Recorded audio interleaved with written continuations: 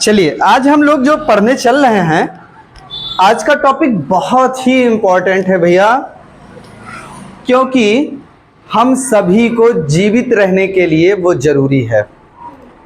जीवन, अगर इस शरीर को जिंदा रखना है तो वो चीज़ हमें खाना ही पड़ेगा ना।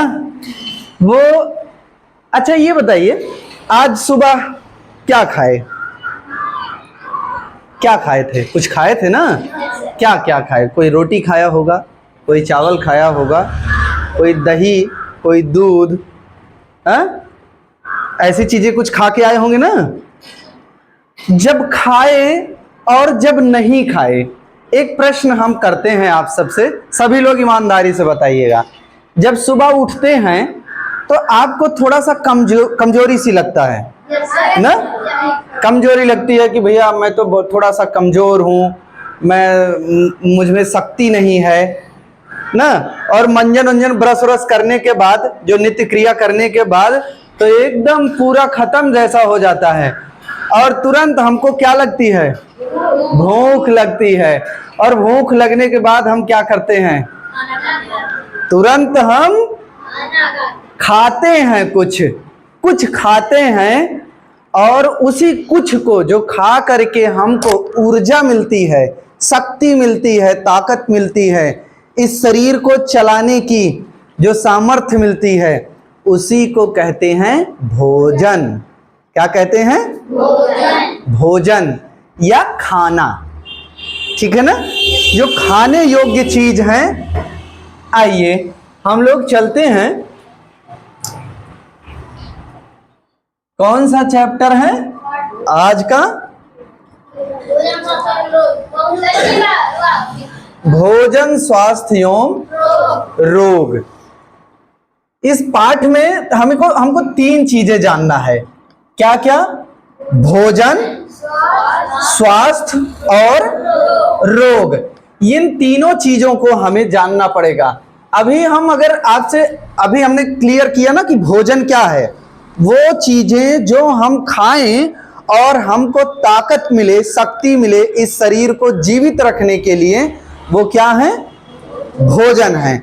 अब भोजन में कई प्रकार के हो सकते हैं।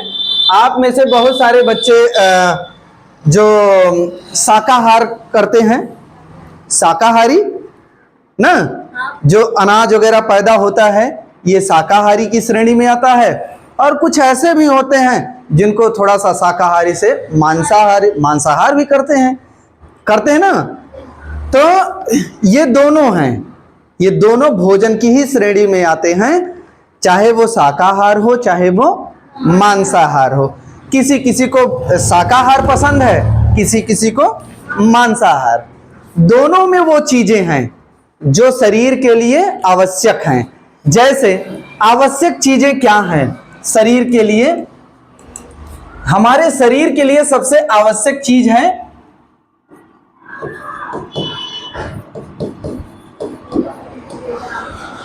क्या? आवश्यक है विटामिन। नाम सुने होंगे ना, विटामिन। प्रोटीन, नाम तो सुने होंगे ना। विटामिन, प्रोटीन, वसा और खनिज। ये कुछ चीजें हैं जो हमारे शरीर को जीवित रखती हैं, बनाती हैं।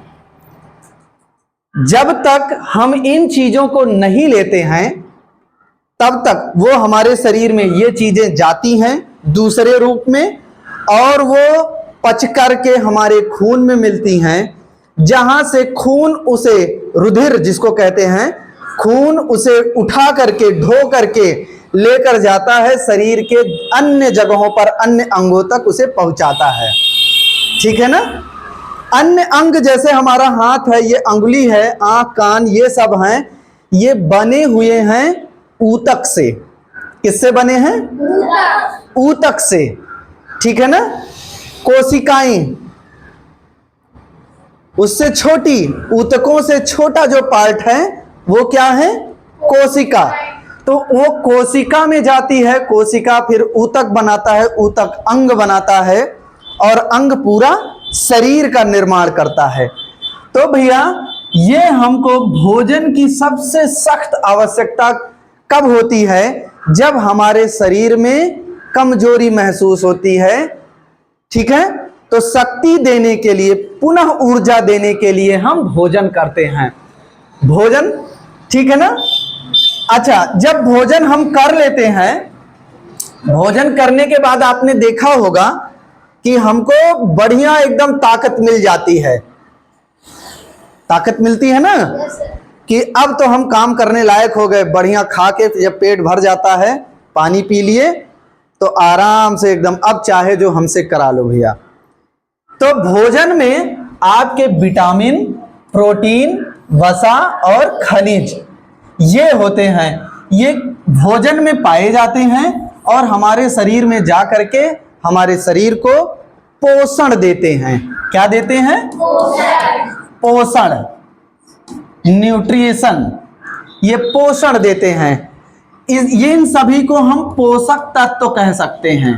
क्या कह सकते हैं? पोषक तत्व।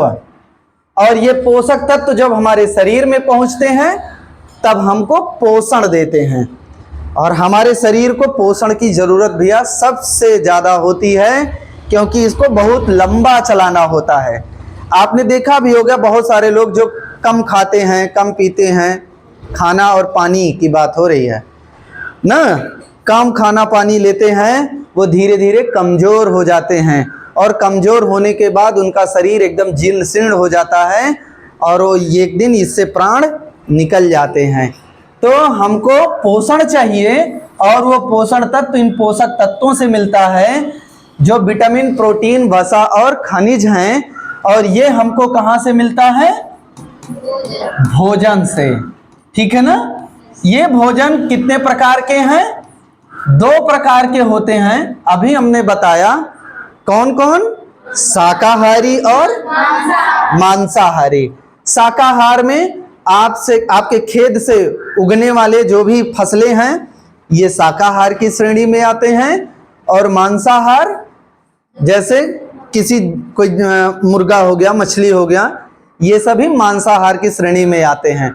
उससे भी ये चीजें मिलती हैं और शाकाहार से भी ये चीजें मिलती हैं। कुछ लोग शाकाहार का भोजन करते हैं, कुछ मांसाहार का करते हैं। ओके, इतनी बात समझ में आई? ठीक भैया, अगर इतनी बात समझ में आई है तो आइए अब दूसरे पर देखते हैं।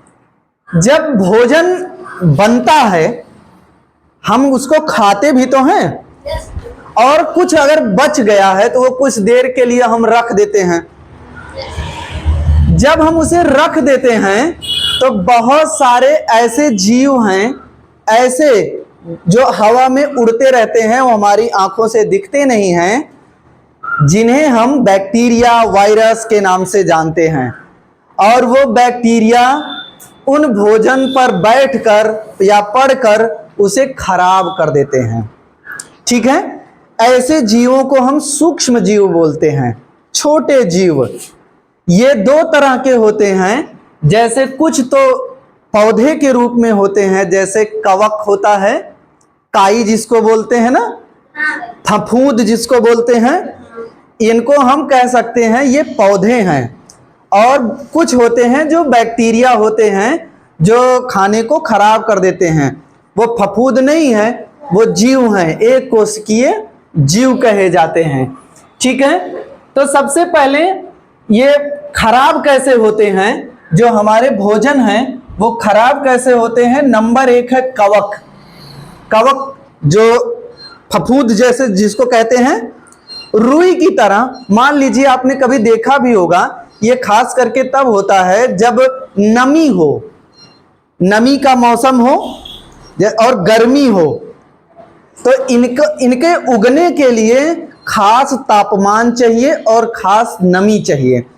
जैसे कोई रोटी हम खाते हैं और रोटी वहीं मान लिए छोड़ दिए खुले में छोड़ दिए और वहां पर कहीं से नमी आ गई। हम जानते हैं कि नमी हवा में भी है, वहां नमी आई और नमी के साथ साथ उसको उतना टेम्परेचर भी मिला, थोड़ा सा गर्मी भी मिली, तो वो जो उड़ रहे होते हैं कवक, जिसको हम फफूंद कह रहे हैं, वो जाकर उस पर बैठ जाते हैं और बैठ करके अपना विस्तार करना शुरू कर देते हैं, वो बढ़ना शुरू कर देते हैं। समझ रहे हैं? और जब बढ़ते हैं तो वो इन्हीं पर निर्भर हो जाते हैं। देखिए ये एक ब्रेड बनाया गया है, इस ब्रेड पर छोटे छोटे धब्बे दिखाए गए हैं। ये धब्बे क्या हैं? वही संरचना है, वही छोटे छोटे फफूंद है जो इस पर बैठ करके इसे खराब कर देते हैं। हम लोग अपने गांव की देहात की भाषा में उसे अलग नामों से जानते हैं, क्योंकि उसका रंग सफेद रहता है, ज्यादातर सफेद होता है और दही की जैसा होता है। दही जानते हैं ना, दही के रंग का होता है, इसीलिए उसको हम दहिया कह देते हैं। दहिया लगना ना, अचार वचार में ज्यादा लग जाता है। जब हम ऐसे भीगा हाथ हो और अचार के डब्बे में हाथ डाल देते हैं तो उसमें वो फफूंद लग जाती है, क्योंकि उसको उचित मात्रा में नमी मिल गई। ठीक है ना? हाँ, दलान वगैरह में लकड़ी का कोई कार्डबोर्ड है या कहीं कोई फर्नीचर है, उसमें भी कभी कभी लग जाते हैं। ठीक है ना? तो ये कवक सबसे बड़ा उत्तरदायी है भोजन को खराब करने के लिए। दूसरा है जीवाणु। जीवाणु, बैक्टीरिया भी बताए ना, बैक्टीरिया भी खाने को खराब कर देता है। जैसे सड़न हो जाता है, उसका स्वाद बदल देता है, रंग बदल देता है। समझ रहे हैं? कभी कभी आपने देखा होगा कि अभी तो भैया हम सब्जी बना के रखे थे शाम को और सुबह जब खा रहे हैं तो उसका स्वाद बदल गया, वो खट्टी खट्टी लगने लगी या अजीब टाइप का उसका स्वाद आने लगा। तो वो किसके कारण हो जाते हैं? हाँ, जीवाणु या बैक्टीरिया के कारण। तीसरा कारण है ईस्ट। ईस्ट या खमीर इसको बोलते हैं। आपने नाम सुना भी होगा। आज के समय में देखिए बारात वारात में भैया एक वो बनती है जिसको नान कहते हैं। नान, नान रोटी देखे ना, वो बड़ा से भगोने में भैया मैदे को पहले डालते हैं, उसमें पानी मिलाते हैं और फिर कुछ पाउडर मिलाते हैं उसमें। तंदूरी रोटी। तो तंदूरी रोटी बनाने से पहले उस मैदे को सड़ाया जाता है। हाँ, ये सही है, सुनने में बड़ा अजीब लग रहा है। उसे सड़ाया जाता है कि वो फूले। तो उसमें फूलने के लिए, उसको सड़ाने के लिए एक जीव डाला जाता है उसमें। वो क्या है? ईस्ट या खमीर। वो वैसे अवस्था में तो मृत होता है, लेकिन जब उसको सही स्थिति परिस्थिति तापमान मिलता है तो जिंदा हो जाता है और अपना काम चालू कर देता है। ठीक है ना? तो ईस्ट या खमीर ये भी छोटे छोटे जीव होते हैं जो खाने को, भोजन को खराब करते हैं। अगर ज्यादा दिन हो गया वो तो जल्दी से दूसरे दिन जैसे वो फूल के सामने आया उसको हम तुरंत रोटी बना देते हैं। अगर वैसे छोड़ दें तो वो खराब भी हो जाता है। ठीक है? चौथा कारण क्या है? कीट पतंगे। कीट पतंगा तो जानते ही होंगे ना। इस समय तो समझिए कि बरसात का मौसम है, चारों तरफ बल्ब जला नहीं, उसके सामने कीट छोटे छोटे आ जाते हैं और इतना ज्यादा वो बदबू करते हैं, बहुत अलग तरीके से, बहुत अलग ना। तो बहुत बहुत ज्यादा उसमें गंध बहुत विकराल होती है। तो ऐसे कीट पतंगे भी हमारे भोजन को खराब करते हैं। ठीक है ना? भोजन को ऐसी स्थिति में हम बचा सकते हैं। उनको बचाने के कुछ नियम हैं, कुछ प्रक्रिया हैं कि भोजन को खराब होने से बचाया भी जा सकता है। जैसे पहले कह रहे हैं कि इनको सुखा लिया जाए, निर्जलीकरण करके। निर्जलीकरण, जल जानते हैं ना? जल मतलब पानी। और पानी को अगर किसी भी भोज्य पदार्थ से निकाल दिया जाए तो उसे हम ज्यादा दिन तक सुरक्षित रख सकते हैं। जैसे आपने देखा होगा, आम देखे हैं ना? आम, अभी आम का सीजन बीता है। अरे 2 महीना 3 पहले आम था ना, हम लोग बढ़िया खाए थे। जब खाते हैं तो उसके साथ साथ उसके जो आम का रस होता है उसमें पानी भी तो होता है। रस में पानी का मिक्सचर तभी तो लिक्विड की तरह होता है, द्रव की तरह होता है। उसका जो गूदा होता है ना, वो भी बढ़िया से हम खा लेते हैं। लेकिन अगर उसे हम ऐसे रख दें तो कितने दिन में खराब होगा? 2 दिन, 3 दिन, 4 दिन में वो खराब हो सड़ जाता है, उसमें कीड़े पड़ जाते हैं ना, अजीब टाइप के। उसको बचाने के लिए कि हमने सोचा कि भैया क्या किया जाए कि इसके रस को, इसके गूदे को बचा लिया जाए और इसको हम 2-4 महीने में खाएं। तो क्या करते हैं उसे? अपने यहाँ अमावट, आम का अमावट करते हैं ना। अमावट कैसे डालते हैं? उसके रस को पहले निकालते हैं और फिर बढ़िया पतला पतला उसको फैला करके धूप में डाल देते हैं सुखाने के लिए। वही तो है निर्जलीकरण, ठीक है ना?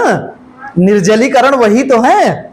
अब वो खराब नहीं होता है, ऐसे रखे रहिए, जब तक उसको पानी में नहीं डालेंगे तब तक वो खराब होने वाला नहीं है। हाँ, अगर उसमें नमी लग गई, कहीं से नमी लग गई तो उसमें कौन आ जाएगा? कवक आ जाएगा, फफूंद लग जाएगी भैया। तो फफूंद से भी बचाना है तो उसको निर्जलीकरण कर देना है। तो इससे क्या होगा? हमारा वो जो भोज्य पदार्थ है वो बच जाएगा। एक चीज और देखे होंगे, एक और उदाहरण देते हैं। आपने जैसे आलू देखा है ना? आलू को अगर वैसे हम खोद के लाते हैं और रख दिए तो कितने दिन तक वो सुरक्षित रहता है? 1 महीना, 2 महीना, 3 महीना, उसके बाद वो सड़ने लगता है। और सड़ने पर देखो कितना बदबू आती है आलू से ना, क्योंकि उसका भाई स्टार्च जो होता है वो सड़ करके बदबू करता है। तो हम उसे बचा भी सकते हैं। कैसे बचा सकते हैं? उसको पतला पतला काट लेते हैं और काट करके सुखवा लेते हैं। वो क्या बन जाता है? चिप्स बन जाता है। और वो चिप्स कितने दिनों तक रहता है? डिब्बे में करके बंद करो, सालों साल वो चलेगा। तो निर्जलीकरण का समझ गए ना? निर्जलीकरण से हम भोजन को बचा सकते हैं। दूसरा है उबालना। उबालने से भी भोजन को बचा सकते हैं। जैसे हम दूध लगाते हैं ना, दूध निकालते हैं गाय से, भैंस से, बकरी से, दूध निकाल कर लाते हैं जब, तो उसको उबाल लेते हैं। क्यों ऐसा करते हैं? क्योंकि उसमें बहुत सारे ऐसे बैक्टीरिया होते हैं जो खराब करने के लिए एकदम तैयार होते हैं कि बस मौका मिले उस दूध को तुरंत हम खराब कर दें। अभी घंटे भर ऐसे दूध जो निकाल कर लाते हैं वैसे घंटे भर रख दिया जाए तो खराब हो जाता है, उसका स्वाद बदल जाता है ना, खट्टा हो जाता है, दही बनने लगता है। तो इसे बचाने के लिए उसे हम क्या कर देते हैं?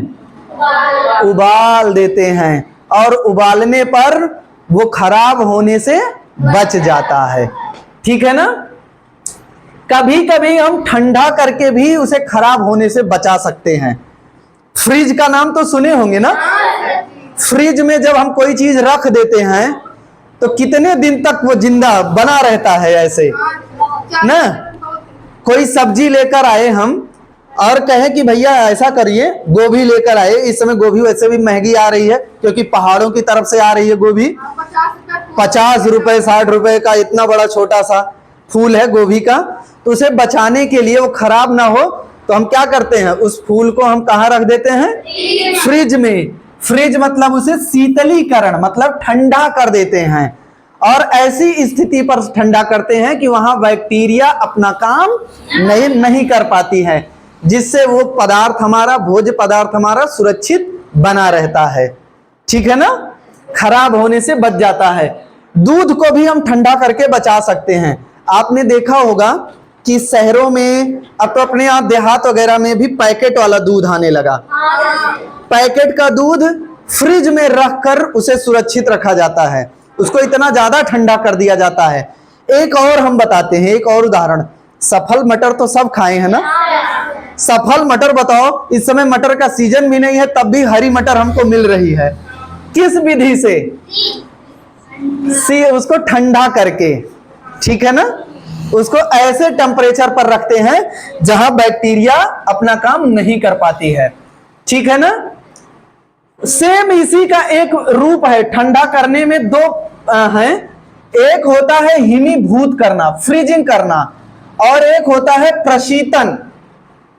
जैसे दो हैं, दो क्या तीन है, सॉरी, हिमीकरण भी है इसमें।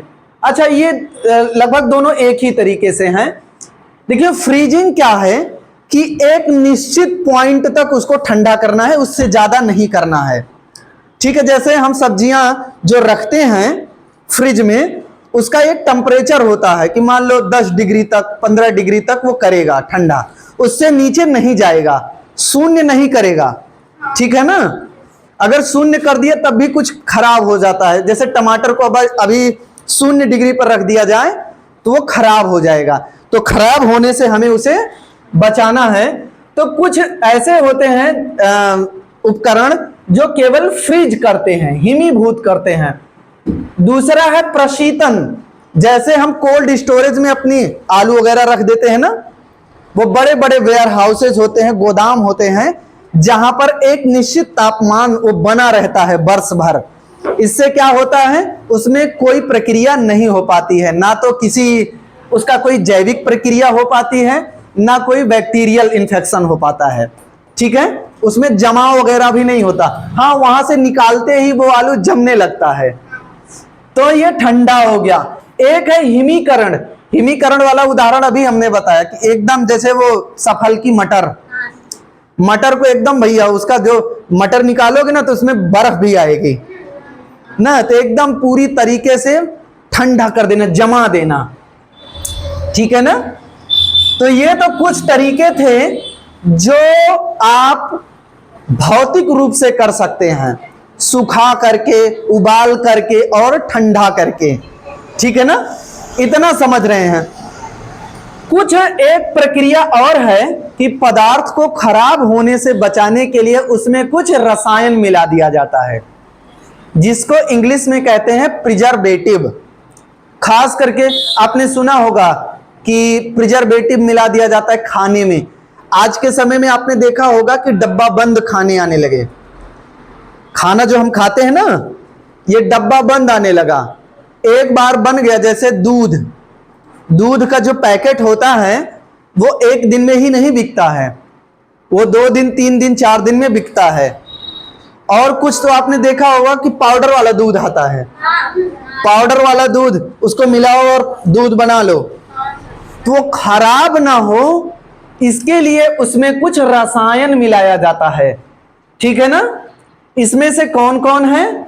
जैसे है सोडियम मेटाबाइसल्फाइड, पोटेशियम मेटाबाइसल्फाइड और सोडियम बेंजोएट, ठीक है, ठीक है ना।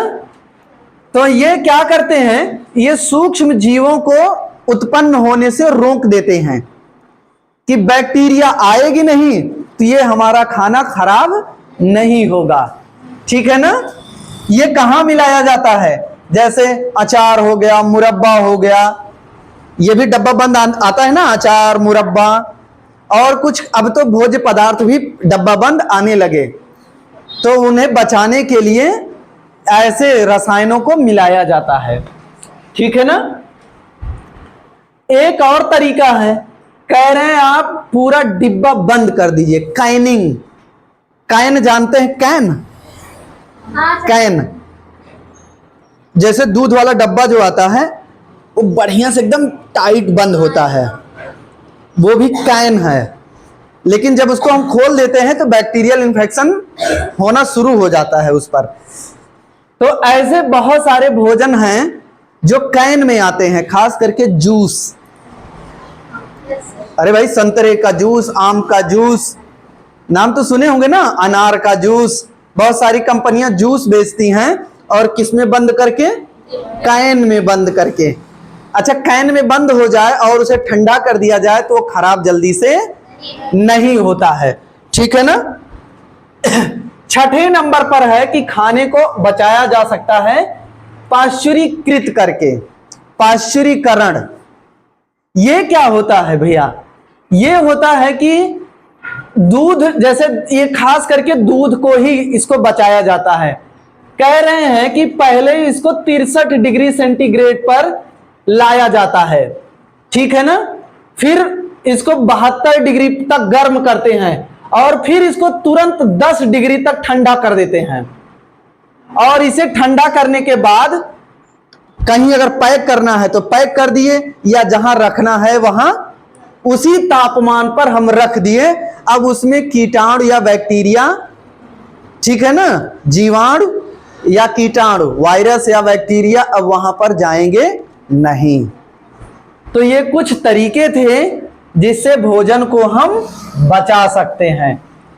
भोजन की गुणवत्ता भी आप बनाए रख सकते हैं। कुछ उपाय हैं कि उनके जो पोषक तत्व हैं वो खराब ना हो। जैसे पोषक तत्व में कौन कौन बताया हमने? ठीक है ना, प्रोटीन हो गया, वसा हो गया, खनिज हो गया और विटामिन हो गया। ये हमको चाहिए ही चाहिए, ठीक है ना। तो इनको सुरक्षित हम रख सकते हैं। तमाम विधियां देखिए यहां पर लगी हैं। जैसे किसी भोजन को अगर आप पका रहे हैं तो भैया 5 घंटे मत पकाइए, नहीं तो क्या होगा, वो उसके सारे प्रोटीन, सारे विटामिन खत्म हो जाएंगे, जल के उड़ जाएंगे, ठीक है ना। बहुत ज्यादा ना पकाइए, ढक कर पकाइए। पकने के बाद ज्यादा देर उसे रखिए मत, समय से उसको खा लीजिए, ठीक है ना। तो ये कुछ नियम हैं जिसे हम, जो हमारे पोषक तत्व हैं उनको बचा करके हम रख सकते हैं, ठीक है ना। तो अगला जो टॉपिक है कि खराब भोजन एवं दूषित जल से होने वाले रोग। तो अभी तक हमने पढ़ा भोजन, और भोजन के बाद अब हम पढ़ेंगे रोग, ठीक है।